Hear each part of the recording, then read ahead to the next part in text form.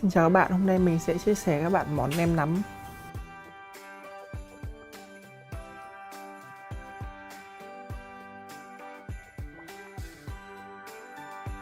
Với công thức nem nắm này thì mình sử dụng khoảng 500g thịt nạc vai nhé. Bước đầu tiên thì mình nên trần qua phần thịt vai này để nó khử đi cái mùi hôi và cái bụi bẩn của thịt nhé. Các bạn trụng qua xong rồi vớt ra rửa sạch lại.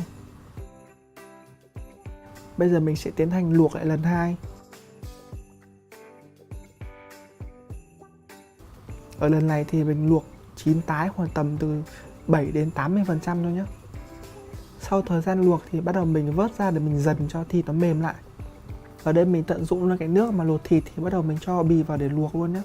Các bạn luộc cho bì mềm, sau đầu mình đem ra để nguội rồi tiến hành thái sợi.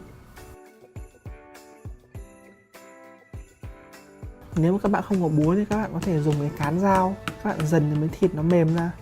Sau đấy thì các bạn có thể dùng cái phần sống ra để các bạn băm nhé, để cho phần thịt nó mềm ra, nó mềm và nó không quá vụn. Sau khi băm xong phần thịt thì bắt đầu mình để qua một bên. Bây giờ mình sẽ thái bì thành những cái sợi nhỏ nhất có thể nhé.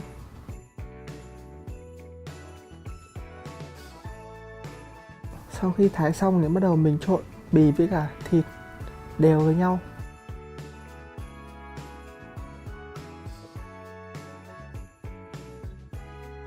Mình cho 1 thìa bột ngọt, 2 thìa nước mắm,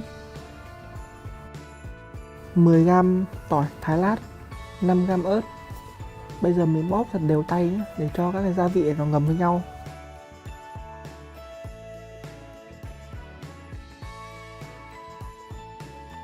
Sau khi mà các gia vị đã ngấm với nhau thì bắt đầu mình cho thêm khoảng tầm 50g thính gạo nữa vào. Bây giờ mình bóp thật đều thính gạo để cho nó bám thật đều với phần nem này nhé.